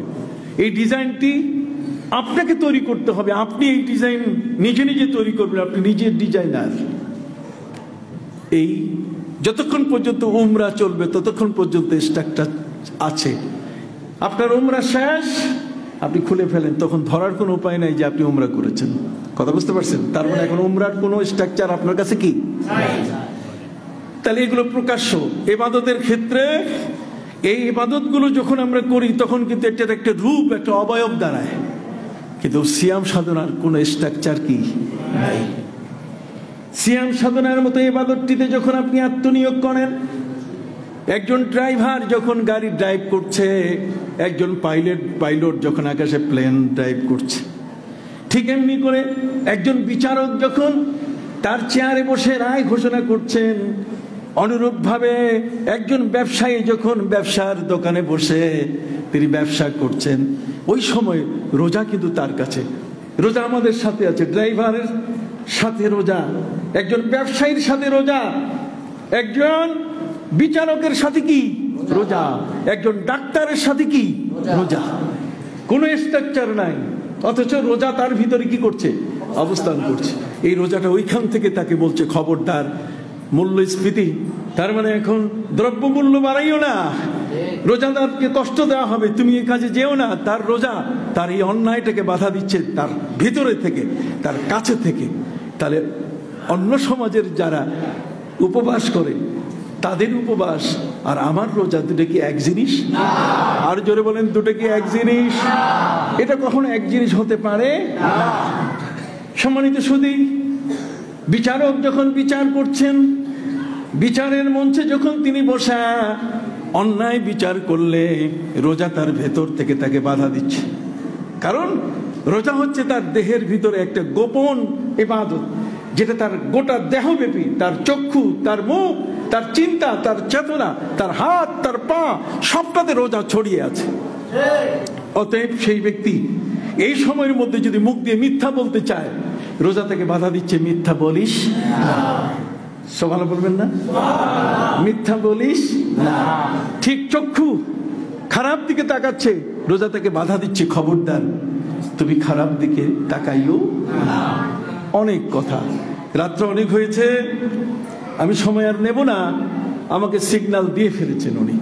সম্মানিত সুধী, রোজার সিয়াম সাধনা আর ওদের উপবাস পার্থক্য কি? এই সময়টির মধ্যে আমাদের কষ্ট হলেও আমাদের এই সিয়াম সাধনায় না খেয়ে আমাদের ইসলামের বিধান অনুযায়ী রোজা পালন করতে হবে। কিন্তু অন্য ধর্মের যারা, তারা বলছে যদি মাঝখানে অসুবিধা হয় যে রোজা রাখতে পারছে না, তাহলে সেখানে মুড়ি মুরকি ফল ফলাদি খাইতে পারবে, খালি মাছ গোস্ত খাইতে পারবে না।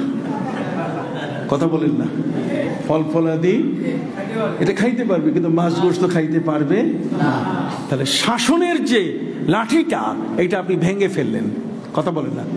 আমার মধ্যে যে রিপুটা, আমার মধ্যে যে এই যে শয়তানি নফস, নফসে আম্মারা, এই নফসে আম্মারাটা আমার মধ্যে সিয়াম সাধনার মাধ্যমে আমরা সেই নফসটাকে শাসন করে থাকি। এবং এর মাধ্যমে একজন ব্যক্তি এই সিয়াম সাধনার সময়টুকুতে সে এত অনুগত হয়ে যায়, এটা নফসে লাওয়ামা নয়, নফসে মুতমাইন্নায় পরিণত হয়ে যায়। একটি নফস, একটি জীবনকে শাসন করতে, একটা মানুষের লোভ লালসা সবগুলোকে নিয়ন্ত্রণে নিয়ে আসা। লোভ আপনি নির্মূল করতে পারবেন না, লোভ যদি আপনি নির্মূল করেন তাহলে আপনি খাবার রুচি নষ্ট হয়ে যাবে, কতক্ষণ না। আপনি যদি ক্রোধ নির্মূল করেন তাহলে জীবনে কোনোদিন আপনি শাসন করতে পারবেন না। তাহলে যে নিয়ন্ত্রণ, ব্যালেন্স, কতক্ষণ না, এই ব্যালেন্সটা সৃষ্টি করে কে? রোজা। এই জন্য রোজার মধ্যে বেশ কয়েকটা জিনিস আছে, আমি এক শ্বাসে বলে দিই। সিয়াম সাধনার মধ্যে যখন কোনো ব্যক্তি আত্মনিয়োগ করে তখন তার মধ্যে ফিলিংস তৈরি হয় যে ক্ষুধার জঠর জ্বালা কত কঠিন। ফুটপাতে যারা পড়ে আছে ওদের ক্ষুধায় ওদের পেট কেঁদে উঠে, ওদের পাশে কেউ নাই। আল্লাহ তাআলা একজন ধনী মানুষকে, অর্থ সম্পদের মানুষের এই সিয়াম সাধনার মাধ্যমে তার উপলব্ধিটা সৃষ্টি করে দেন, ফিলিংস তৈরি হয়, হায় ফুটপাথের মানুষটা না খেয়ে আছে, কতক্ষণ না, তারও তো এই কষ্টটি, সেও তো ক্ষুধায় কষ্ট পাচ্ছে, তাহলে ক্ষুধার জ্বালা কতটুকু, এই একটা ফিলিংস তার মধ্যে কি তৈরি হয়ে যায়। ঠিক অনুরূপভাবে সিয়াম সাধনার মাধ্যমে ট্রুথফুলনেস, তার মানে সত্য কথার মানসিকতা তৈরি হয়। হাজার অর্থ দিয়েও যদি হয়, মিথ্যা সাক্ষ্য তার থেকে নেওয়া সম্ভব হবে না। সুবহানাল্লাহ। এরপরে নিয়ারনেস। নিয়ারনেস শব্দের অর্থ হচ্ছে ইফতারি নিয়ে বসে গেলাম, একা ইফতারি নয়। নবী করিম সাল্লাল্লাহু আলাইহি ওয়াসাল্লাম বলছেন, মান ফাত্তারা সায়মান আলা মাদগাতি লাবানিন আও শারবাতিন আও তামারাতিন। কি বলেন, ঠিক কিনা? যদি কেউ ইফতারি খেতে বসে আর সেখানে রোজাদারকে যদি পেট পুরে খাওয়ায়, নবী করিম সাল্লাল্লাহু আলাইহি ওয়াসাল্লাম বলছেন, সাকাহুল্লাহু মিন হাউজি লা ইয়াজমা আবাদা। আমার হাউজে কাউসার থেকে আল্লাহ তাআলা তাকে সেদিন কিয়ামতের দুর্দিনে জামে কাউসারের পেয়ালা পান করাবার সুযোগ করে দিবেন। রোজাদার ব্যক্তি যদি এক ঢোক পানি, একটা খেজুর, একটু সামান্যতম যদি দুধের এক গ্লাস দিয়ে কারো ইফতারি করায়, তাহলে তার পুরো সওয়াবটা তার আমলনামায় কি হবে? চলে আসবে। সুবহানাল্লাহ বলেন। তাহলে দূরের মানুষগুলো কাছে আনার জন্য রোজা। সুবহানাল্লাহ বলেন। তাহলে আমরা যদি লক্ষ্য করি তার সবটি তো এর ভিতরে খুঁজে পাচ্ছি কিনা, আছে কিনা? রোজার মধ্যে ফিলিংস আছে, নিয়ারনেস আছে, জেনারিস্টি আছে, এর মধ্যে অ্যাডমিরেশন আছে। অ্যাডমিরেশন রোজাদার ব্যক্তি সম্মানের পাত্র। নবীজি বলছেন, ফাইন সাব্বাহু আহাদুন ফালিয়াকুল ইন্নী ইমরাউন সাইম। কেউ যদি তাকে বলে, গালি দেয়, সে বলবে আমি একজন রোজাদার। অতএব আসুন আমরা আগামীতে যে রোজা আসছে সে রোজাটা কিন্তু হিন্দুদের উপবাস নয়। আগামীতে যে রোজাটা আসছে সেটা খ্রিস্টানদের উপবাস। তাদের উপবাসে তো কিছু খাওয়া যায়, পেটে ক্ষুধা লাগলে মুড়ি মুরগি খাওয়া যাবে, ফল ফলাদি খাওয়া যাবে। আর আমরা আমাদের রোজার ভিতরে নিজকে শাসন করা, প্রভুর রাগ দমন করা নয়। কথা বুঝতে পারছেন? বরং প্রভু যেন আমার প্রতি সন্তুষ্ট হয় যে আমি আমার জীবনের যে ত্রুটিগুলো সেগুলো আমি সংশোধন করে নিচ্ছি। কাজী আজকের যারা এই আয়োজন করেছেন, আমি মুসলিম মানে হুসাইনি কাফেলা, যে হুসাইনি কাফেলার আমি উত্তর আমি এর উন্নতি কামনা করি। পাশাপাশি আজকের এই সময় নিয়ে আপনারা এখানে বসে আমার আলোচনা শুনলেন। মূলত বিষয়গুলো আরও আপনাদের কাছে আরও ব্যাখ্যা সহকারে মৌলানা মুজাদ্দিদি সাহেব আলোচনা করবেন। আমার আগে মৌলানা কুদরতুল্লাহ মাজহারি উনি কথা বলে গেছেন। আমাদের মধ্যে সবসময় আপনি গভীরভাবে চিন্তা করবেন, প্রত্যেকটা জিনিসের উত্তর আপনি পাবেন না, কারণ সেই জ্ঞান আমাদের কাছে কি নাই। ওই জ্ঞান আমাদের কাছে কি নাই। দুটো শব্দ বলে আমি শেষ করি। একটা হচ্ছে আমাদের বৈশিষ্ট্য আর ওদের বৈশিষ্ট্যের মধ্যে পার্থক্য। আমাদের বৈশিষ্ট্য হলো সামি'না ওয়া আতা'না, শুনলাম মানলাম। আর ওদের আদর্শ হলো সামি'না ওয়া আসাইনা, শুনলাম কিন্তু মানব না। যে কারণে তারা আজকে বিচ্ছিন্ন হয়ে পড়েছে। আমরা আল্লাহর রহমতের ভিতরে আছি কে কারণে? কোরআনের যে আদেশ, এটার পেছনে কি আছে সেই রহস্য খুঁজার আমার প্রয়োজন নাই, আমি এটা মেনে নেব। আল্লাহ যেন আমাদেরকে তৌফিক দেন, সকলে বলেন আমিন। বিভ্রান্তির এ সমস্ত বিষয় থেকে আপনারা নিজেকে রক্ষা করার চেষ্টা করবেন, আল্লাহ যেন কবুল করেন। আসুন আমরা নবীজিকে একটু সালাম দেই।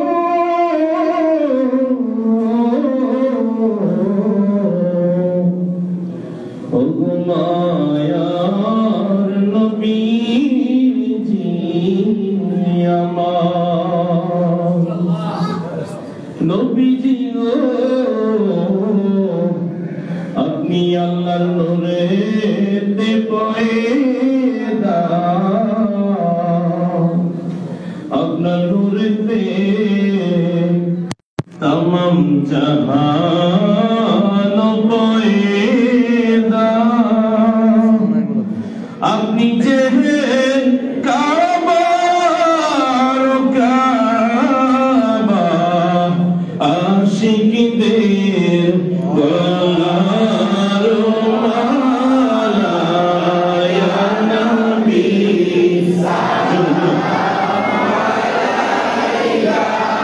ইয়া রাসূল সালাম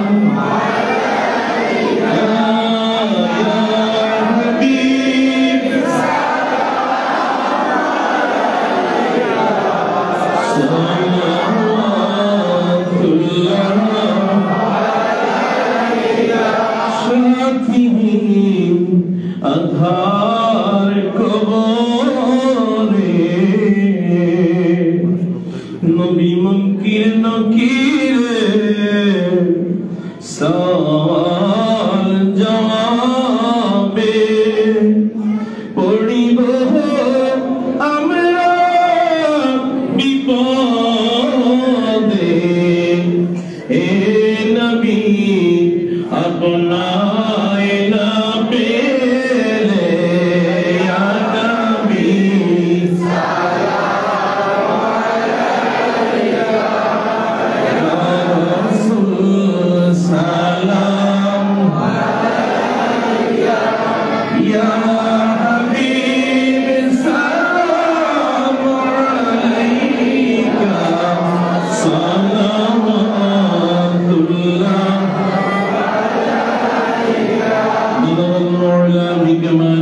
كشف الدجى بجماله كسرت جميع خصاله صلوا عليه وعليه الله দরবারে সবাই শুকরিয়া আদায় করি সবাই বলি আলহামদুলিল্লাহ আসলে যিনি আমাদের মাঝে এসেছেন তিনি মহা সমুদ্র আওয়াজ দিয়ে বলেন ঠিক কিনা আমাদের সে জ্ঞান নাই আমাদের সে ধারণ ক্ষমতা নাই কিন্তু তিনি যে আলোচনা করেছেন এর তথ্য এবং তাত্ত্বিক বিশ্লেষণ করলে কমপক্ষে 1 মাস এটা নিয়ে আলোচনা করা যায় আওয়াজ দিয়ে বলেন ঠিক তিনি জ্ঞানের সাগর আমরা ওনার উপস্থিতি পেয়ে ধন্য হয়েছি এবং আমরা চাই আমাদের এই মাইকলা মসজিদে আমাদের হুজুরের উপস্থিতি আওয়াজ দিয়ে বলেন ঠিক আপনি আসবেন কারণ আমরা সবাই হুজুরকে ভালোবাসি হাত তুলে বলেন ঠিক আপনাকে ভালোবাসি আমরা আল্লাহ আল্লাহ রাসূলের জন্য কারণ আপনি আল্লাহর নবীর প্রেমিক আপনি আউলিয়া কিরামের প্রেমিক আপনি দ্বীন ইসলামের শিফা সালাত আপনি আহলে সুন্নাত ওয়াল জামাতের মুনাজির আপনি কলম সম্রাট আপনি সুন্নি জামাতের অতন্ত্র প্রহরী আল্লামা ডক্টর কাফিরউদ্দিন সরকার সালেহী ডান হাত তুলে বলো ঠিক কিনা আজকে হুজুর এসেছেন আপনারা জানেন টাইম আসলে খুব কঠিন আমি নিজেও আজকে চ্যানেল আইতে রেকর্ডিং ছিল বাংলা ভিশন আমার রেকর্ডিং ছিল আমি করিনি কারণ আমি জানি করলে আমি 10টার আগে এখানে ঢুকতে পারতাম বাংলাদেশ টেলিভিশন আমি রেকর্ডিং করে যাই আপনাকে দিয়ে আসছি আপনি বিকল্প করছেন কেন হুজুরও গেছেন দেখছেন কালকে হুজুরকে দিয়ে মাহে রমজান শুরু হয়েছে আপনারা প্রথম রমজানই দেখবেন বাংলাদেশ টেলিভিশনে তো বাংলা ভিশনে আমার রেকর্ডিং ছিল বাংলা মোটরে আমার চ্যানেল আইতে ছিল সেখানে আমি যাইনি শুধু এই আমাদের হোসাইনি কাকারা ভাইদের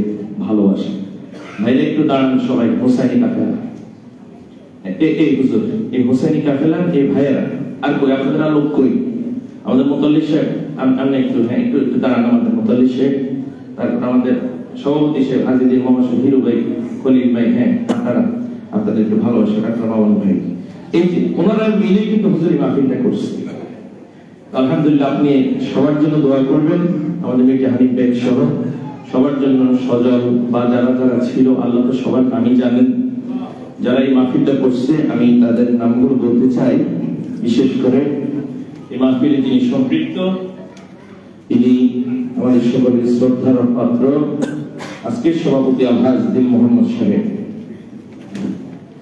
এই মাহফিলে সম্পৃক্ত বিশেষ অতিথি আলহাজ doctor A K M. Mamun Rashid Chowdhury secretary general সাদিচিক কেন্দ্রীয় নির্বাহী সংসদ এবং আজকের মাহফিলে যিনি খেদমত করেছেন বিশেষ অতিথি মোহাম্মদ নীরব আহমেদ দাতা সদস্য আমাদের মাইকলা মসজিদ মাদ্রাসা সার্বিক ব্যবস্থাপনায় আলহাজ সুলেমান মিলন সম্মানিত মুতাল্লি আলহাজ মোহাম্মদ আব্দুল বাকি হিরো, মোহাম্মদ খলিলুর রহমান খলিল, সুফি হারুন, মির্জা হানিফ বেগ, মোহাম্মদ ওমর ফারুক মামা, আমাদের ইমাম সাহেব হাফিজ মাওলানা মানসুর আহমেদ, বিশেষ করে হোসেনি কাফেলার পক্ষে আহলে সুন্নাত হোসেনি কাফেলার পক্ষে মোহাম্মদ আব্দুল লতিফ, মোহাম্মদ মনির হোসেন, মোহাম্মদ সিরাজুল ইসলাম, মোহাম্মদ জাহাঙ্গীর আলম, মোহাম্মদ হাদি, মোহাম্মদ মনির হোসেন, মোহাম্মদ আব্দুল হান্নান, মোহাম্মদ জাকির হোসেন, মোহাম্মদ আব্দুল মুত্তালিব, মোহাম্মদ শাহ আলম, মোহাম্মদ রমজান আলী, মোহাম্মদ আব্দুল মতি, শাকওয়াত হোসেন, ডাক্তার মোহাম্মদ ফাহিম, ডাক্তার মোহাম্মদ রফিকুল ইসলাম, মোহাম্মদ খুরশেদ আলম, মোহাম্মদ সাগর, মোহাম্মদ উজ্জ্বল মিয়া, মোহাম্মদ কবির হোসেন, মোহাম্মদ ফজলুল হক, মোহাম্মদ সজীব, মোহাম্মদ আক্তার হোসেন সহ সকলে আল্লাহ তাদেরকে কবুল এবং মঞ্জুর করেন, সবাই বলুন আমিন। এখন আপনাদের সামনে শুভেচ্ছা বক্তব্য রাখবেন আমাদের আজকের এই মাহফিলের সম্মানিত বিশেষ অতিথি, এই মসজিদ মাদ্রাসা যাদের অনুদানে চলে, আমাদের এই মসজিদের সম্মানিত সাবেক তিনি সহসভাপতি এবং আমাদের মাদ্রাসা তিনি সম্মানিত সভাপতি এবং আমাদের সকলেরই আস্থার ভালোবাসার একজন মানুষ, যিনি আল্লাহ রাসূলের প্রেমে হাজার হাজার লক্ষ লক্ষ টাকা মাদ্রাসা দান করছেন। এখন তিনি বক্তব্য রাখবেন আজকের এই মাহফিলের সম্মানিত বিশেষ অতিথি আলহাজ ডক্টর এ.কে.এম. মামুনুর রশিদ চৌধুরী। আসসালামু আলাইকুম। পবিত্র মাহে রমজান উপলক্ষে আহলে সুন্নাত হুসাইনি কাফেলার উদ্যোগে ওয়াজ ও দোয়ার মাহফিল এর প্রধান অতিথি আলহাজ মোহাম্মদ মঈনুল হোসেন নিখিল, সাধারণ সম্পাদক বাংলাদেশ আওয়ামী যুবলীগ, প্রধান উপদেষ্টা মাইগলা মসজিদ মাদ্রাসা পরিচালনা কমিটি, উনি আজকের এই আলোচনার প্রধান অতিথি হিসাবে ছিলেন, কিন্তু অসুস্থতার কারণে উনি আজকে উপস্থিত হতে পারেন না, তাই উনি আন্তরিকভাবে দুঃখিত আমাদেরকে বলেছেন। আজকের এই প্রোগ্রামের বিশেষ অতিথি আলহাজ মোহাম্মদ ইসমাইল হোসেন মোল্লা, কাউন্সিলর 13 নম্বর ওয়ার্ড, ঢাকা উত্তর সিটি কর্পোরেশন, উপদেষ্টা মাইকলা মসজিদ মাদ্রাসা পরিচালনা কমিটি, উনিও একটি প্রোগ্রামের কারণে আসতে পারেন নাই, তাই আপনাদের কাছে অত্যন্ত দুঃখের সহিত জানিয়েছেন আপনাদেরকে বিষয়টি বিবেচনার জন্য। এখানে আজকের এই আলোচনার প্রধান বক্তা আন্তর্জাতিক খ্যাতিসম্পন্ন ইসলাম প্রচারক মুফাসসিরে কোরআন মিডিয়া ব্যক্তিত্ব ডক্টর মুফতি মোহাম্মদ কাফিল উদ্দিন সরকার সালেহী, অধ্যক্ষ Nesaria Kamil Madrasa Dhaka, governor Islamic Foundation Dhaka. সভাপতি হিসাবে আজকে সভাপতিত্ব করেছেন পত্র মাইগলা মসজিদের আমাদের সকলের প্রিয় মানুষ আলহাজ দিল মোহাম্মদ, এবং আজকের এই প্রোগ্রামের উপস্থাপনার দায়িত্ব পালন করেছেন বাংলাদেশ বেতার টেলিভিশন 21 চ্যানেল লাইভ, মাই টিভি, এসএ টিভি নিয়মিত ইসলামিক আলোচক উপস্থাপক আলহাজ মুফতি মোহাম্মদ এসরাউল জেহাদি মুজাদ্দিদি, খতিব মনিপুর বাইতুল আশরাফ মাইগলা জামে মসজিদ, প্রিন্সিপাল বাইতুল রওশন মাদ্রাসা মিরপুর ঢাকা। আরো উপস্থিত ছিলেন, থাকার কথা ছিল এখানে বিশেষ অতিথি হিসাবে মোহাম্মদ দিলুর আহমেদ, দাতা সদস্য মনিপুর বাইতুল আশরাফ মাইগলা জামে মসজিদ মনিপুর রওশন সহ এখানে আরো আজকে বিশেষ বক্তা হিসাবে ওয়াজ করেছেন ইসলামী চিন্তাবিদ মিডিয়া ব্যক্তিত্ব মাওলানা কুদরতুল্লাহ মাযহারি, খতিব মনিপুর বাইতুল জান্নাত আমতলা জামে মসজিদ মিরপুর 2 ঢাকা। আর সার্বিক ব্যবস্থাপনায় ছিলেন আলহাজ মোহাম্মদ সুলাইমান মিলন, সম্মানিত মোতওয়াল্লি আলহাজ মোহাম্মদ আব্দুল বাকি হিরো, মোহাম্মদ খলিলুর রহমান খলিল, মোহাম্মদ হারুন, মির্জা হানিফ বেগ, মোহাম্মদ হামুদ ওমর ফারুক, হাফেজ মাওলানা মনসুর আহমেদ, মোহাম্মদ আব্দুল লতিফ সহ আজকের এই হোসাইনি কাফেলার উদ্যোগে যারা এখানে সহযোগিতা করেছেন সকলকে মাইগলা মসজিদের পক্ষ থেকে শুভেচ্ছা ও অভিনন্দন। তাতে আগামী দিনে আরো সুন্দরভাবে এই মসজিদে আমরা সুন্দর সুন্দর প্রোগ্রাম আপনাদের সামনে উপস্থাপন করতে পারি দিতে পারি। আর এই বলে আজকে বক্তব্য শেষ করছি। আসসালামু আলাইকুম ওয়া রাহমাতুল্লাহি ওয়া বারাকাতুহু। হোসাইনি কাফেলাকে আমরা এই মাইকলা মসজিদ কমিটির পক্ষ থেকে আবারও ব্যক্তিগত পক্ষ থেকে শুভেচ্ছা অভিনন্দন। তারা যে উদ্যোগ নিয়েছেন ভবিষ্যতে আরো উদ্যোগ নেবেন, আমাদের পক্ষ থেকে আরো বিভিন্ন ধরনের সহযোগিতা থাকবে। ধন্যবাদ সকলকে। যে আলহামদুলিল্লাহ অনেক সুন্দর আলোচনা করেছেন আমাদের হৃদয়ের মানুষ আলহাজ ডাক্তার এ.কে.এম. মামুনুর রশিদ চৌধুরী সাহেব। এখন শুভেচ্ছা বক্তব্য রাখবেন জনাব আব্দুল বাকি হিরো।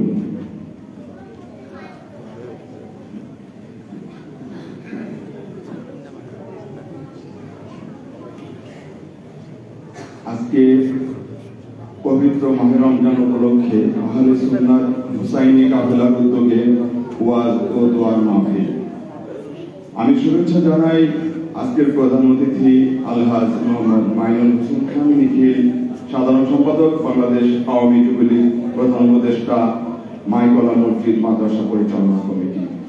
আমি শুভেচ্ছা জানাচ্ছি আজকে আমাদের প্রধান বক্তা জ্ঞানের সাগর, জ্ঞান গর্ভ আলোচনা নিয়ে আমাদেরকে ধন্য করেছেন ডক্টর মুফতি মোহাম্মদ কাফিলউদ্দিন সরকার সালিহি সাহেব, অধ্যক্ষ Nesaria Kamil Madrasa Dhaka, governor Islamic Foundation Dhaka.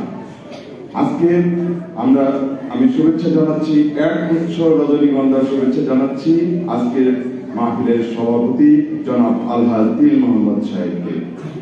আজকে যিনি এই মাহফিল উপস্থাপনা করেছেন বাংলাদেশ বেতার টেলিভিশন, 21 চ্যানেল, মাই টিভি, এসএ টিভির নিয়মিত ইসলামিক আলোচক ও উপস্থাপক, আমাদের সম্মানিত খতিব, যিনি আমাদেরকে সবসময় সুন্দর সুন্দর আলোচনা উপহার দেন আলহাজ মুফতি মোহাম্মদ এহসানুল হক জিহাদি মুজাদ্দিদি সাহেবকে। বিশেষ অতিথি হিসাবে আলহাজ মোহাম্মদ ইসমাইল মোল্লা সাহেবকে একগুচ্ছ রজনীগন্ধার শুভেচ্ছা জানাচ্ছি, কাউন্সিলর 13 নম্বর ওয়ার্ড। আলহাজ ডাক্তার এ.কে.এম. মামুনুর রশিদ চৌধুরী, যিনি আমাদের মসজিদ মাদ্রাসায় সবসময় দান করে থাকেন এবং এই মসজিদ মাদ্রাসা সবসময় উন্নত কল্পে সব ধরনের কাজে উনি সহযোগিতা করেন, আর্থিকভাবে সার্বিকভাবে। ওনাকে এক গুচ্ছ গোলাপ ফুলের শুভেচ্ছা জানাচ্ছি। মোহাম্মদ নীরব আহমদ সাহেবকে শুভেচ্ছা জানাচ্ছি। আজকে বিশেষ বক্তা মাওলানা কুদরতুল্লাহ সাহেবকে শুভেচ্ছা জানাচ্ছি। আলহাজ সুলাইমান মিলন, আমাদের সম্মানিত মুতাআল্লি, যিনি আমাদের তারুণ্যের প্রতি সবসময় আমাদেরকে উৎসাহিত করেন, তাকে একগুচ্ছ রজনীগন্ধার শুভেচ্ছা জানাচ্ছি।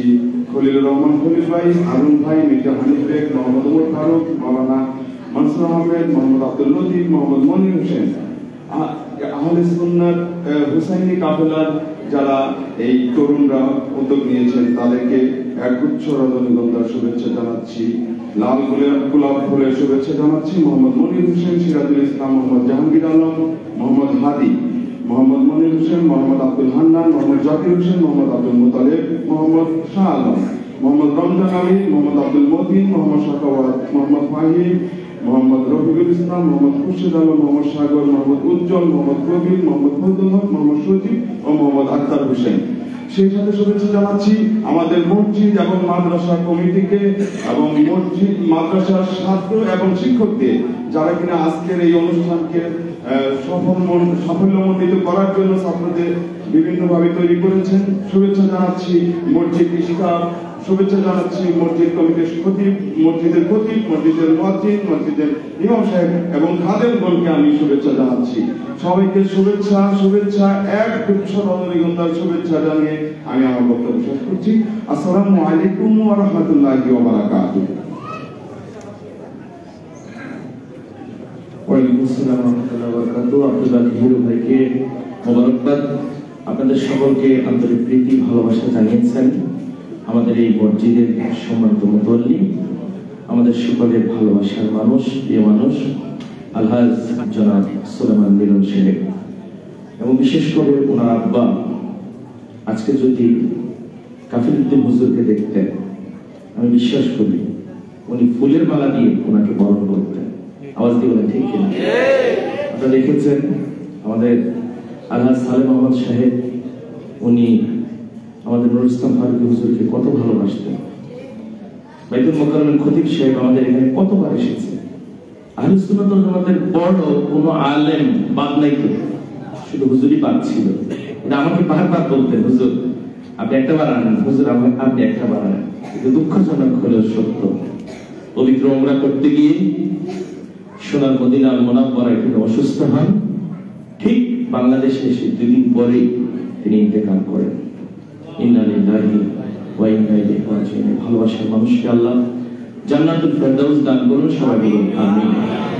আমি শ্রদ্ধার সাথে স্মরণ করছি এই মসজিদের যিনি ফাউন্ডার, এই মসজিদের যিনি জমিদাতা এবং প্রতিষ্ঠাতা মুতাওয়াল্লি আলহাজ মালিক মোহাম্মদ, এখন তারই সুযোগ্য সন্তান আজকের এই প্রোগ্রামের সম্মানিত সভাপতি, আমাদের সকলের পরম শ্রদ্ধা আলহাজ দিল মোহাম্মদ সাহেব তার সভাপতি বক্তব্য পেশ করবেন।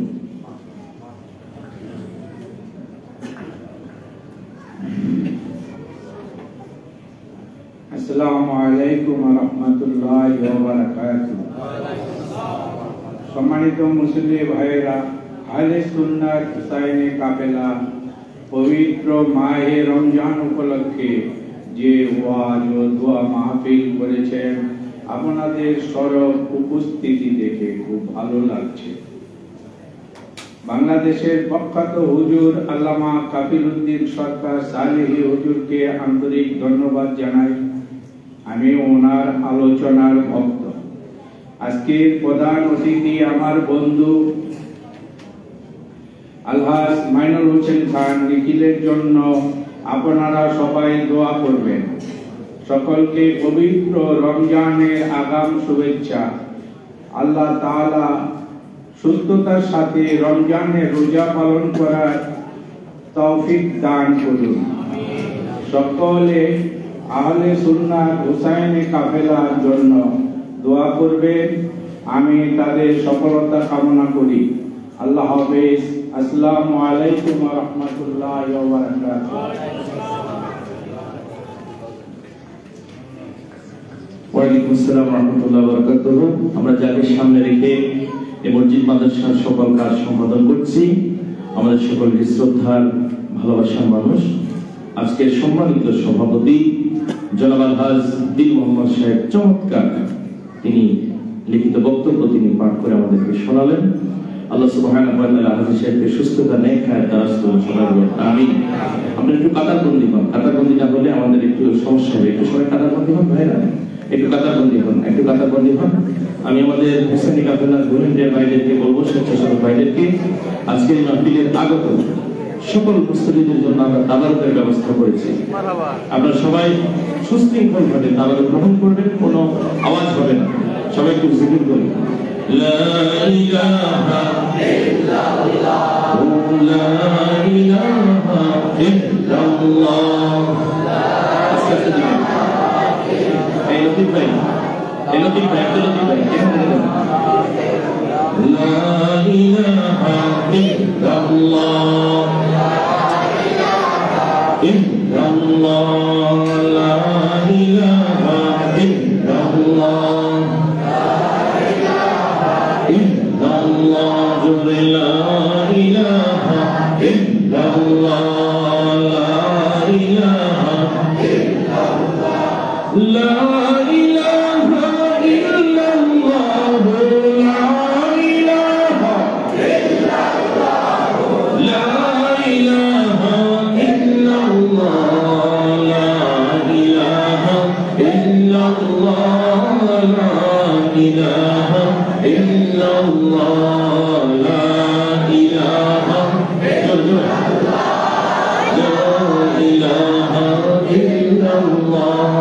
حسبي ربي جل الله ما في قلبي غير الله نور محمد صلى الله نور محمد صلى الله لا إله إلا الله لا إله إلا الله لا إله إلا الله لا إله إلا الله لا إله إلا الله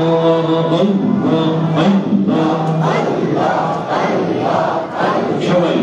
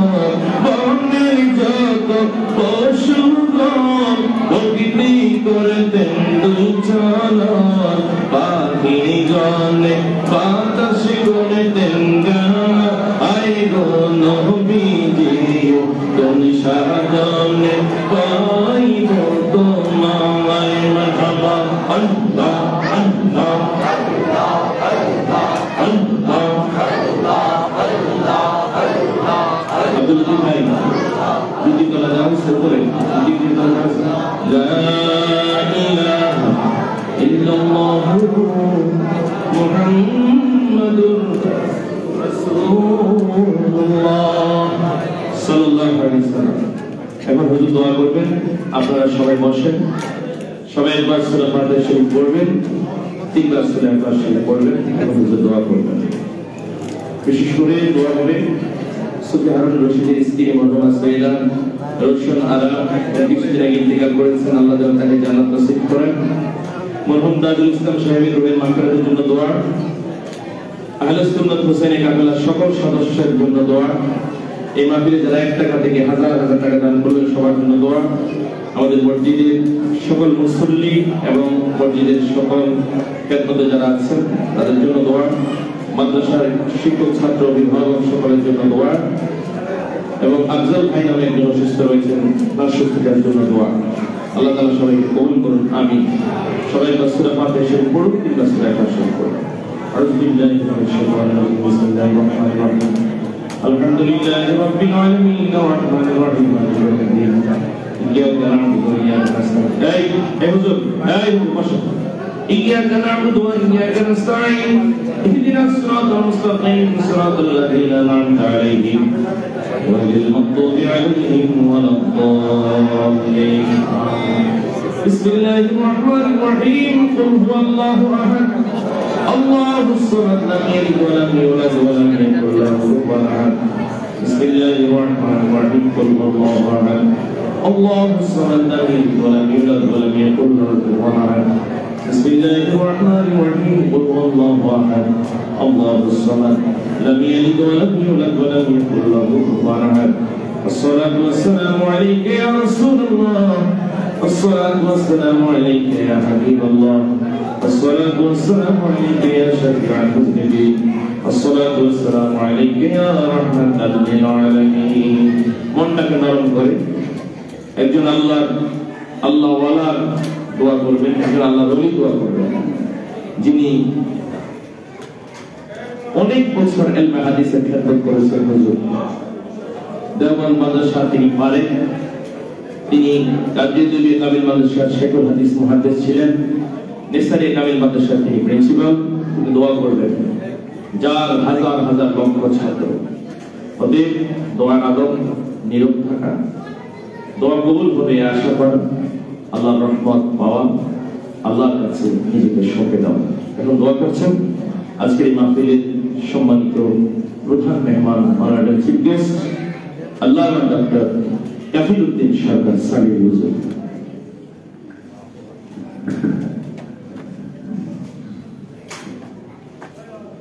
اللهم آمين. اللهم يا ربنا ظلمنا أنفسنا وإن لم تغفر لنا وترحمنا لنكونن من الخاسرين. رب العالمين মাহে রমাদান উপলক্ষে আয়োজিত আজকের মাইলাম যে মাহফিল অনুষ্ঠিত হলো, আই বারিকাহিনা আহলুস সুন্নাহ হুসাইনি কাফেলার উদ্যোগে আল্লাহ মেহেরবানি করে আপনি কবুল মঞ্জুর করুন। রব্বুল আলামিন যারা এখানে উপস্থিত আছেন আর বাইরে যারা আমাদের সাথে হাত পেতেছেন, আল্লাহ এই মুহূর্তে পবিত্র কাবার চতুর্দিকে যারা তওয়াফ করছেন, রব্বুল আলামিন সাফা মারওয়ার মাঝখানে যারা সাই করছেন, নবীজির রওজার সামনে দাঁড়িয়ে আদরের সাথে যারা সালাম দিচ্ছেন, আল্লাহ আপনাদের দোয়াগুলোর সাথে আজকে মাহফিলের দোয়াকে আল্লাহ কবুল করেন। রব্বুল আলামিন এখানে আজকে প্রধান অতিথি হিসাবে জনাব মঈনুল হোসেন খান নিখিল সাহেব আসার কথা ছিল, শারীরিক অসুস্থতার কারণে তিনি আসতে পারেন নাই। রব্বুল আলামিন আর অন্যান্য দুই একজন মেহমান আসতে পারেন নাই, আল্লাহ তাদের হুজুরের কারণে মেহেরবানি করে তাদের দোয়াকে আমাদের দোয়ায় শামিল করে।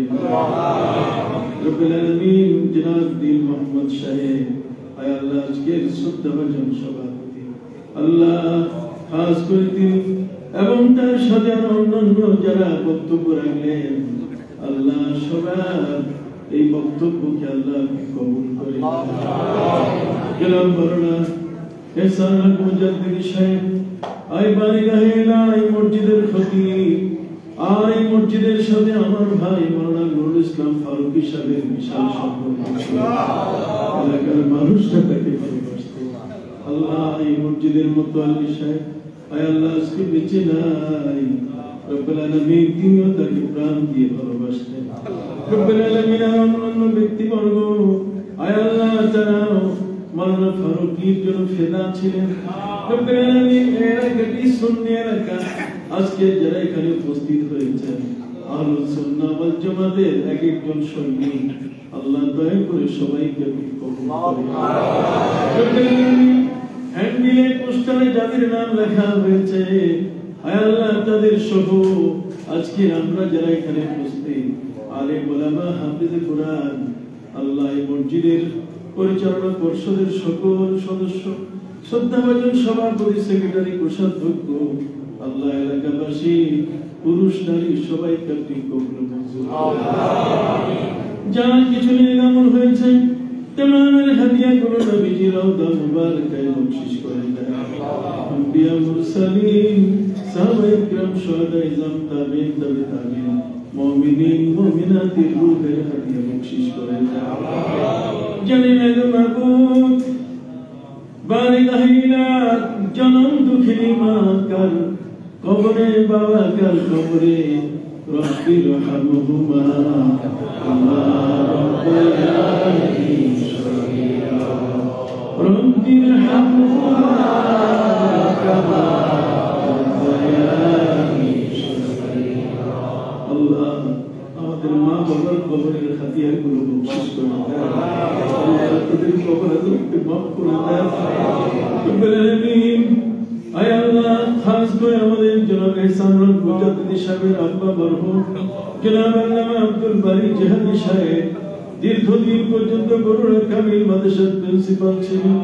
রব্বুল আলামিন এই বুজুর্গ সহ আমরা যে এলাকায় আজকে এখানে বসে হাত পেতেছি আল্লাহ রব্বুল আলামিন যাদের মা যাদের বাবা কবর আল্লাহ তাদের সবাইকে জান্নাতি হিসাবে কবুল করুন। দাদা দাদি নানা নানি শ্বশুর শাশুড়ি আত্মীয় স্বজন পাড়া প্রতিবেশী দাদা দাদির খানদান নানা নানির খানদান উস্তাদ মুরব্বির খানদানে যারা দুনিয়া থেকে বিদায় নিয়েছেন আল্লাহ সকলের রূহের হাদিয়া বখশিশ করে আল্লাহ এই হুসাইনি কাফেলাটিকে কবুল করে নেন। আল্লাহ এই মাদ্রাসাটিকে আপনি কবুল করে নেন। এই মসজিদের মুসল্লিদের কবুল করে নেন। সন্তান মরহুম মতওয়াল্লি সাহেব সহ আরো যাদের যাদের নাম বলা হয়েছে বিশেষ করে যাদের নাম ঘোষণা করা হলো দোয়ার জন্য আল্লাহ সবার জন্য দোয়াটি কবুল করুন। বারিগাহিলা মাহে রমজান আমাদের সামনে আমাদের সবাইকে আপনি রোজাদার হিসেবে কবুল করুন।